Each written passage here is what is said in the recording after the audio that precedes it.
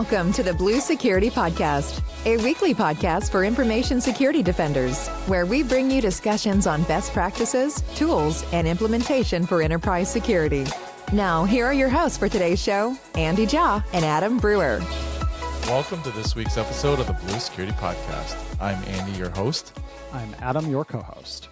We have a jam-packed episode for you today.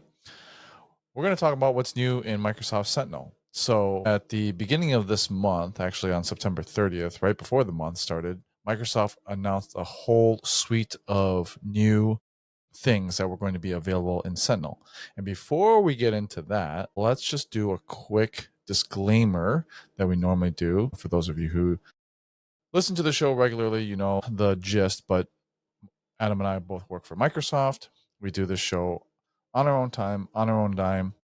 Microsoft doesn't have any editorial control over the topics that we talk about here, but of course, we work for them, and so we talk about what we know. And today we're talking about a lot of Microsoft, so you should understand that they are our employer. So now let's get back into what's new for Sentinel. So there was a host of announcements. We announced that there was going to be general availability for Sentinel Data Lake, public preview for Sentinel Model Context Protocol, or MCP as it's known, and public preview for Sentinel Graph. This was monumentous because this combination really positions Sentinel as basically the industry's first integrated environment where autonomous AI agents can access unified security context and then reason over complex relationships and also execute automated responses across our now, is it 84 trillion? I think I pulled this number from somewhere. 84 trillion is the current number. 84 yes. trillion daily security signals. So yeah, and that really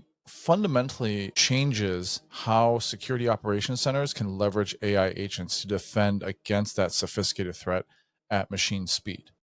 So without further ado, let's get into each one of these. Sentinel Data Lake. Now, Adam and I did talk about Sentinel Data Lake in a previous episode. We kind of mentioned how this was going to be a game changer, but it is now GA for commercial. Of course, I work in the federal segment, so we're patiently waiting for it to come to Gov. And I know that should be coming soon. This is something that they're working on for Gov. But what Sentinel Data Lake is, it's a purpose-built cloud-native security data lake that really transforms how organizations can manage and analyze their security data.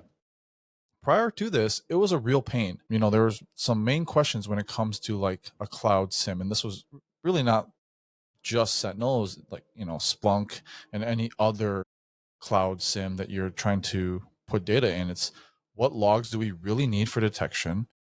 How can we afford to store those logs long term? Because the longer that you retain logs in the cloud, the more that the solution provider is going to charge for it. And how do we do that without going broke? And so like previously with Sentinel, there's a lot of workarounds like auxiliary logs and Azure Data Explorer, which is ADX. And then you could like import it and transform that data and ingest it into Sentinel. But it wasn't really like a true native solution that was designed for Sentinel. It just kind of felt like something that was MacGyvered together, right?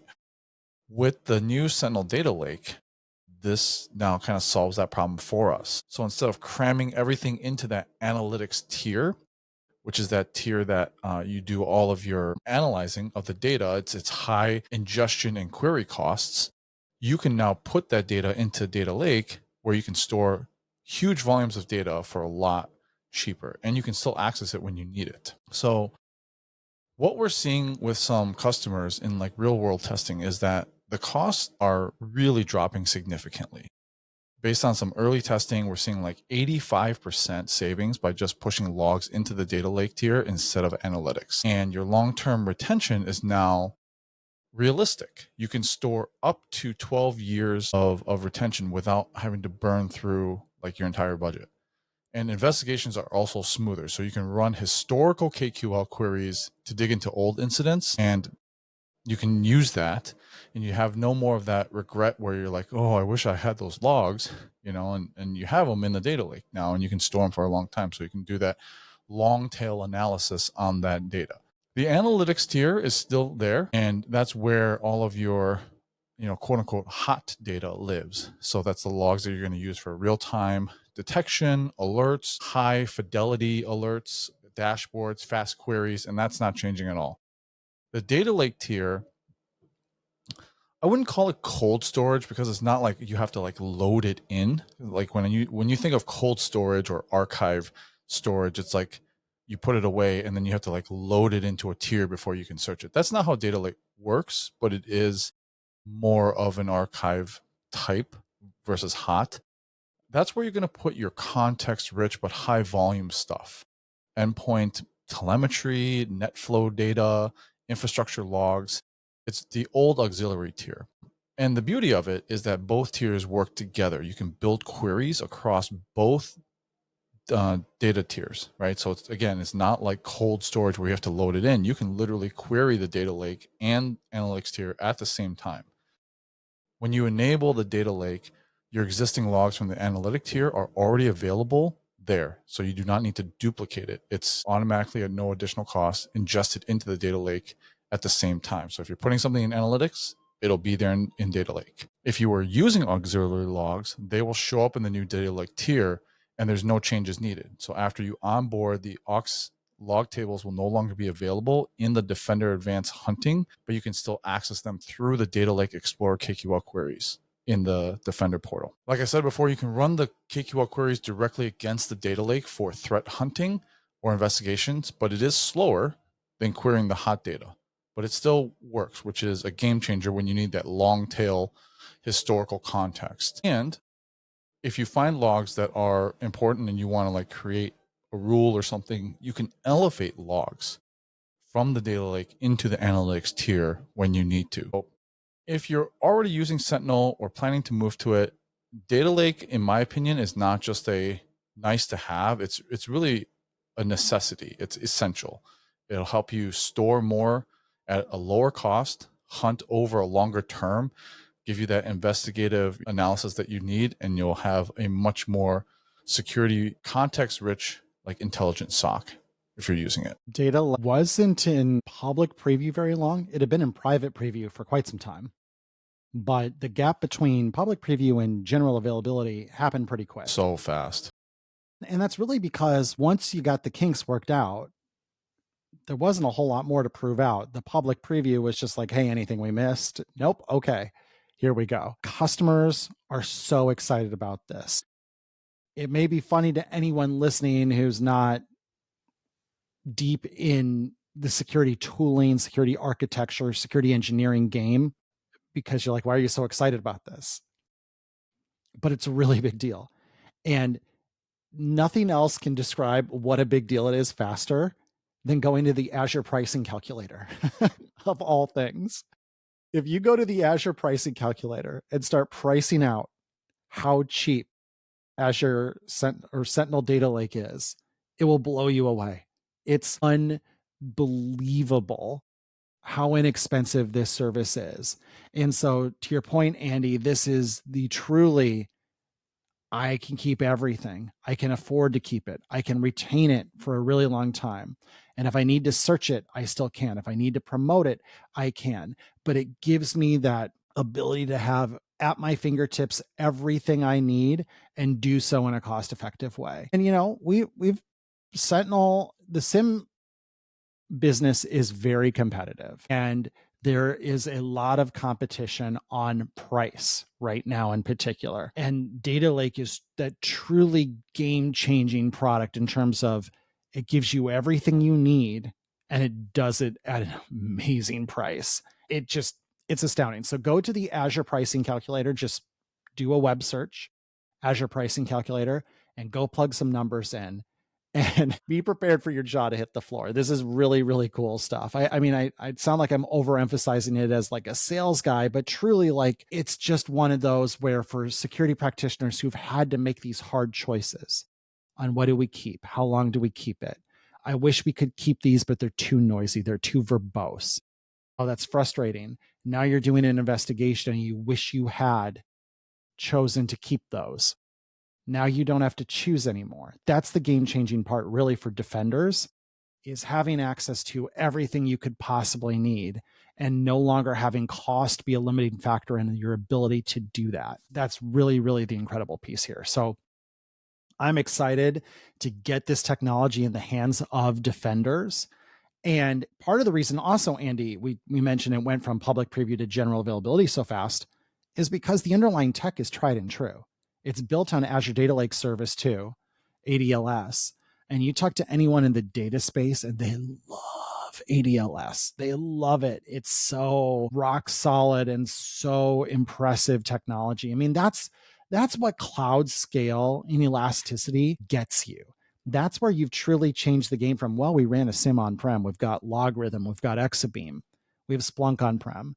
And what do we get by going into the cloud? And it sounds like, well, it's just a different pricing model. This is something you really couldn't do on premises at all. And that's where the elasticity, scalability of the cloud really comes to bear. So really, really cool stuff. I mean, it sounds crazy to get too ramped up over literally a data storage tier, but if you've followed the story of Sentinel over time and you've looked at basic logs, and they're pretty basic, and I don't mean in the pumpkin spice lattes kind of way, and you looked at auxiliary logs and they never became generally available because they really didn't scratch an additional itch for customers. It was kind of like, well, this is like a repackaged basic logs. It's kind of different, but it's still really limited. It's still not inexpensive enough. And that's where the team went back to the drawing board and said, well, what if we could bring the power of Azure Data Lake service and combine it with Sentinel? Wouldn't that be interesting? And now it's here and it's pretty cool. So go check it out. All right. So the next thing is Sentinel Graph. And so, we have a lot of graphs when it comes to Microsoft, but this one is specific for Sentinel. It is security-focused analytics and visualization capabilities within the Sentinel platform. So what it does is it enables defenders and AI agents to reason over interconnected assets, identities, activities, endpoints, threat intelligence.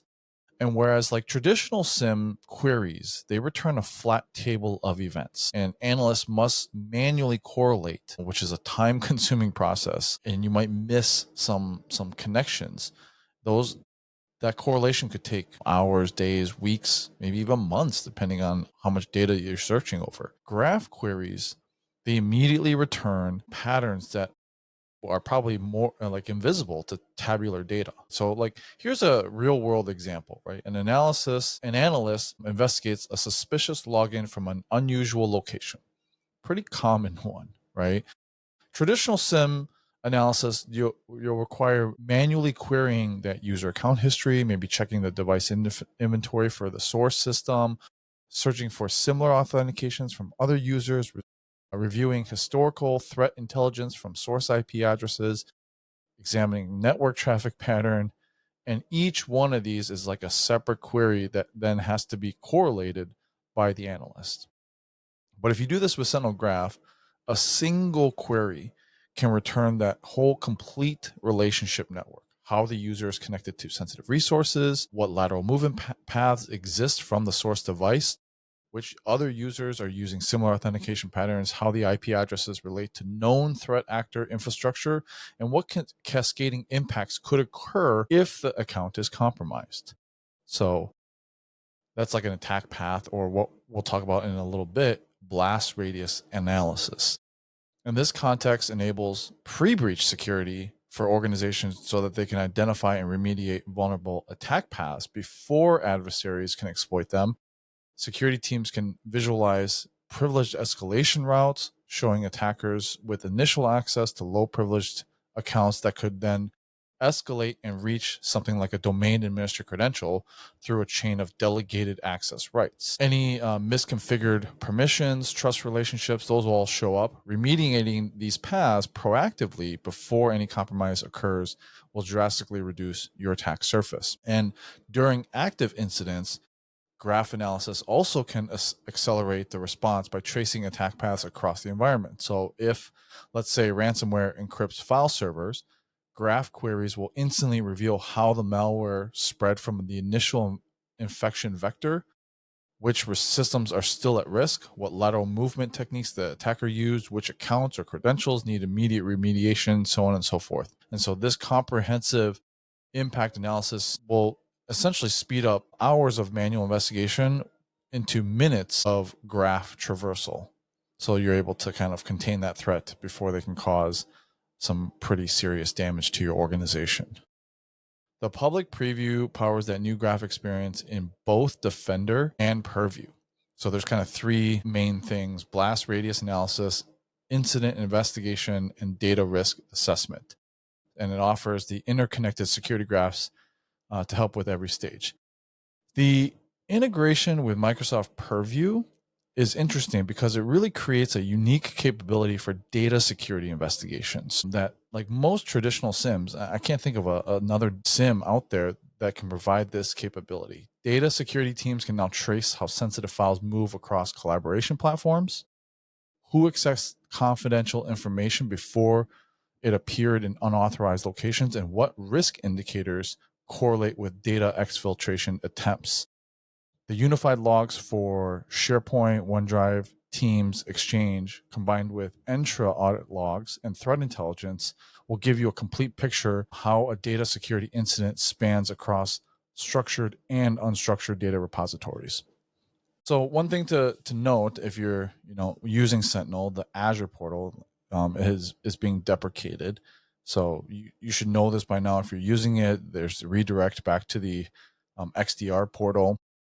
And when you go into an incident, you'll see the incident graph. And, like I said, there's some key features. That blast radius analysis in the Defender incident graph will help you evaluate and visualize the vulnerable attack paths that an attacker could take from a compromised entity to a critical asset. This is available for any of the entities in the graph. So it could be a user, could be a process that's running, endpoint, IP address, a file. And then you have graph-based hunting for privileged access paths, which will help you navigate the complex web of relationships between all these entities, users, devices, and then show those paths for critical assets to prioritize your incidents and response efforts. The Purview data security investigation graphs point you to the sensitive data access movements. They map potential exfiltration paths, and they help you visualize user and activities linked to risky files, all in a single pane of glass. And then finally, the activity analysis via Purview Insider Risk Management supports user risk assessments and helps you identify that data leak blast radius for risky user activity across SharePoint and OneDrive. So some pretty cool stuff here. Yeah. Microsoft is fond of saying nowadays, reminding people that defenders think in lists, attackers think in graphs. And so what they're talking about, and they were saying this in our materials well before Sentinel Graph was announced. But the point is, defenders tend to think of, well, I need to defend this, this, this, and this. And attackers are thinking, how can I use this to move to that, to pivot to here? They're thinking in terms of the interconnected relationship of different entities. Now, you may say, wait a minute, that kind of, especially if you're Microsoft familiar, this sounds familiar because the Defender portal has kind of had some of this for a while, right? And yes, it has in the XDR experience. So if you think all the way back to the late 2010s, Microsoft acquired this company called Hexadite and started building their technology into Defender for Endpoint. And that's where this originated, where Defender for Endpoint could build a relationship of different entities, users, processes, endpoints to help in investigations. And then as Microsoft created this unified security operations center in the Defender XDR portal, or what's just known as the Defender portal today, they onboarded the other solutions into it as well. And so the graph grew with time, where you can now have objects and entities from Defender for Office, Defender for Identity, Defender for Cloud Apps, Entra ID could all feed into there as well as XDR specific detections. What this is doing, now you think of that as a walled garden is kind of a negative connotation, but all of those technologies are within Microsoft's control and all have related development teams. So the ability to make all those speak kind of a common language, be able to convert those to entities into graphs, much more straightforward when you control everything end to end. When you're talking about taking, to Andy's point, textual or tabular data into a SIEM, and being able to convert and parse that into different entities and then highlight and build relationships in a graph, that's pretty wild. That's pretty incredible stuff. That's basically what this is extending that ability to create those graphs, which again has existed in the XDR platform for some time. Attack path analysis has existed there. Lateral movement paths have existed, but now extending that to everything. If you think of Microsoft's pretty good at doing Microsoft stuff and bringing all those tools together. But how do you bring all your third-party stuff? No one runs a 100% homogeneous Microsoft environment, not even Microsoft themselves. So how do you bring third parties in? You use the SIEM. That's the tool to integrate all the third-party different log types from your different systems and sources and bring them together. And so now today, what we're talking about in the Defender portal is you can have all of your XDR stuff, any of the Microsoft Defender solutions you're using. You can have your CNAPP solution. You can have your insider risk management solution. You can have your information protection and data loss prevention, your data security platform. And you can now have everything from your SIEM and get these single holistic graphs helping build and establish those relationships and show you potential attack paths and blast radius analysis with all of those, not just what's in the Microsoft ecosystem, but everything. And that's what's really game changing about this. And what was really hard to do is being able to take basically a bunch of logs coming in through text and converting and making sense of them in terms of objects and entities and the relationships between them. Pretty incredible stuff. I mean, well beyond my capabilities to even comprehend how you'd build something like that. But that's why there's a lot of smart engineers in Redmond and Israel and around the world building this sort of thing. So really very, very cool stuff in public preview today. Existing Sentinel customers can start to benefit from this immediately. And if you're not a Sentinel customer, maybe this is motivation to take another look if you've looked at it in the past. Continued innovation here. And as I always say, we're here to educate. So we're telling you what's been added to these solutions because it's what we know, as Andy mentioned at the top of the show. But if you're using a competitive solution, the great news is they're not sitting on their hands. They're looking at these announcements and they're saying, hey, how do we stay competitive? And it's a phrase they have oversaid on this show over the 5 years of doing it, but it's that rising tide that lifts all the ships. All SIEMs will get better as the result of this. It's a competitive landscape. And so this is great if you're a Sentinel customer. If you're not a Sentinel customer, maybe you can expect your SIEM to build something like this in the future. Although it's pretty complicated, pretty tough stuff. Yeah. A lot of effort went into this, and it's, as of right now, pretty differentiated for Sentinel. But again, welcome the competition and welcome everyone trying to up their game. I'm glad you mentioned that the graph was in the XDR portal because I remember hearing this news for the first time and thinking that it was a nothing burger. And I was like, okay, graph. We've had graph. We've had that forever. Yeah. Forever. And I'm like, Hexadite acquisition was like 2018, 2017. Yeah, I'm like, what does this mean? And then, as I was doing the show notes here and kind of diving into the solution, and then you also explaining it, it's extending that graph capability to Sentinel and third-party solutions, that tabular data, which is actually pretty impressive engineering effort. Absolutely. Yeah. Arbitrary data where it doesn't have to be like a pre-built connector. It doesn't have to be a pre-built typer. This only works with certain things. It's, hey, whatever you want to throw in the platform, we'll reason over to make sense of it. That's pretty tough. That's pretty impressive. Yeah. Hats off to the engineering team. That's a lot of work. All right. So the final thing that I wanted to talk about that's new is Sentinel MCP server. And that's out in preview as well. So that was announced as part of this whole what's new in Sentinel. And MCP stands for Model Context Protocol. And so what is that? It's if you haven't heard of MCP, it is an open source standard that was introduced by Anthropic to solve a specific fundamental challenge. How do we connect AI assistants or agents to external systems where the data lives? And so they developed this open source protocol, and Microsoft has adopted and extended this protocol specifically for a lot of our cybersecurity applications. And so a good way to think about it, and I saw this quote, so I'm just going to use it, is it's a USB port for AI applications. USB-C. USB-C. Thanks. Yep. USB-C for AI applications.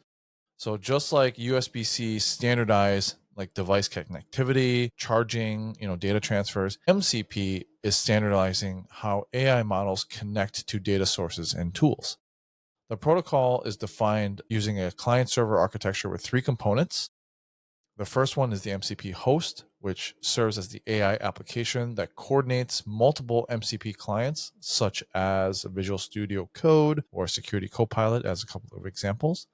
The MCP client maintains that connection to the MCP servers and obtains context for the host application.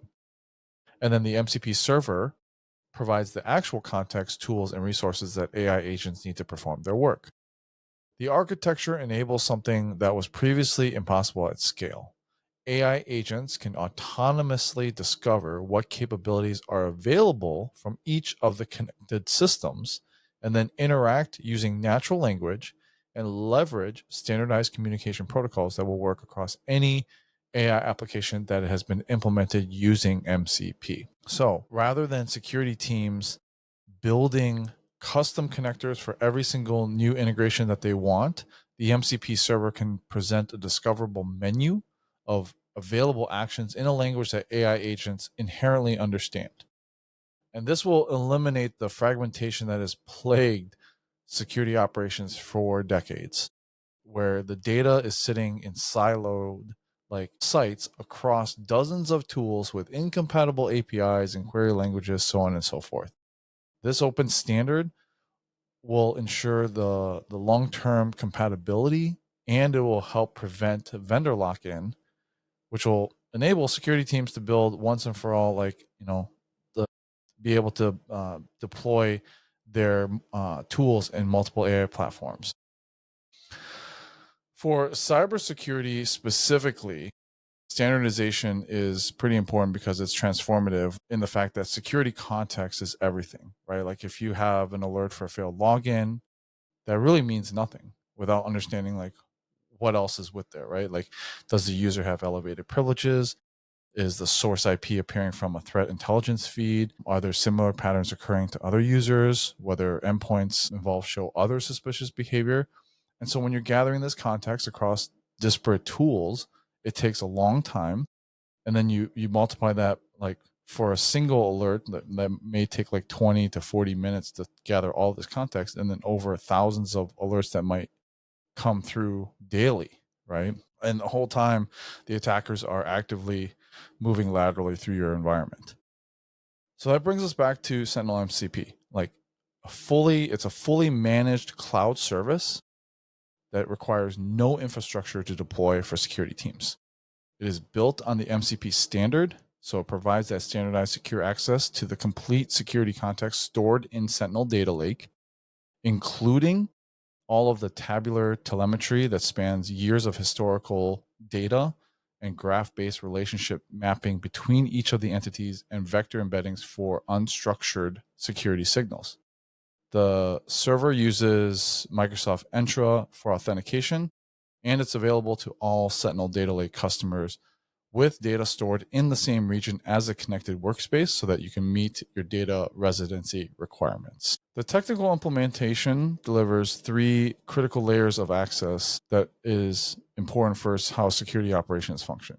First off, the data exploration tool that enables security analysts to query Sentinel data using natural language without knowing which tables to access and having to understand the complex schemas or having to write a custo query language script. The analyst can simply prompt something like find the top 3 users at risk and explain why they're at risk, or identify devices that are showing outstanding amounts of outgoing network connections. And that MCP server will translate those requests into an optimized query against the appropriate data sources and then return those actionable insights in plain language. Second of all, graph-based context model relationships will be available across all users, devices, activities, and threat indicators, and that'll enable AI agents to understand how those entities connect rather than just viewing them as isolated data points. That's essential for threat investigations where attackers exploit trust relationships and legitimate credentials to move laterally. So the graph capabilities support both pre-breach analysis, identifying vulnerable attack paths, and post-breach investigations, tracing how compromises can spread across the environment. So whether it's Security Copilot or other AI agents querying through the MCP server, they do not just get individual data points, but they get the full relationship context for that accurate threat assessment.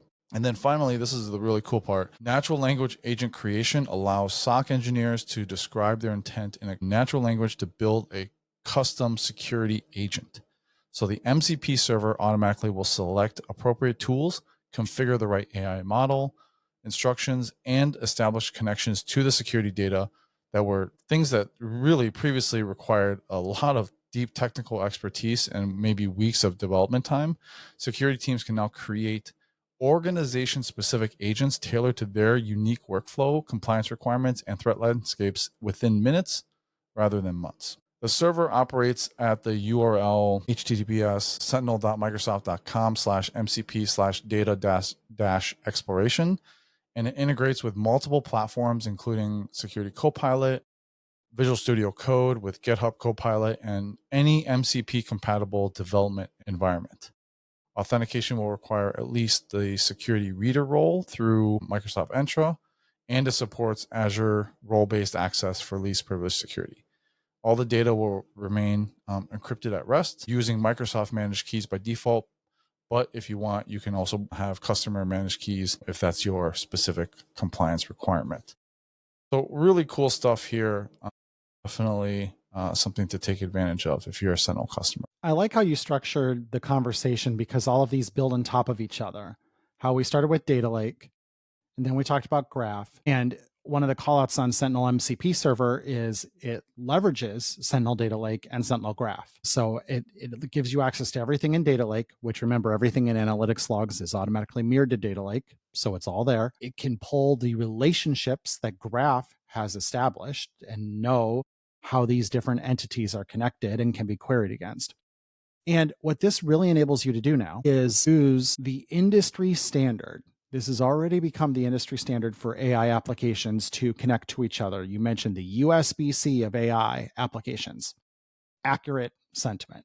Anthropic introduced it, but widely adopted. OpenAI uses it. Microsoft is using it. It's the standard. And so now you can dump all of your security systems, events, logs into Sentinel, and then you can interact with them. If you want to use Security Copilot from Microsoft, great. We're going to use this. We're going to move Security Copilot, instead of using it currently uses kind of a custom backend connection that they built in-house, it's going to migrate to using MCP instead, to using the standard. So we're going to dog food it ourselves. But if you don't want to use Security Copilot, if you want to build something with Claude or Sonnet or what insert model here, Gemini, Grok, and you want to connect them, wire it up to Sentinel MCP server, go nuts. You can do that. Now, instead of everything being in kind of a siloed, that's only in Sentinel and I can only get at it with Microsoft technology, now the opportunities are endless. You can use Security Copilot if you think it's the best tool for the job. You can use third-party tools if you think they're the best tool for the job. It's your data, and we're giving you open, industry standard access to it to build your next generation AI agents, AI systems, to interact with it. I think that's really, really excellent. And, there's been this perception, some of it deserved, some of it not deserved, about Microsoft only being proprietary and wanting to create vendor lock-in. But this could not be more opposite. This encourages customers to use their security data when and how they want using open standards. And I think that's great. Again, that rising tide, lifting all ships.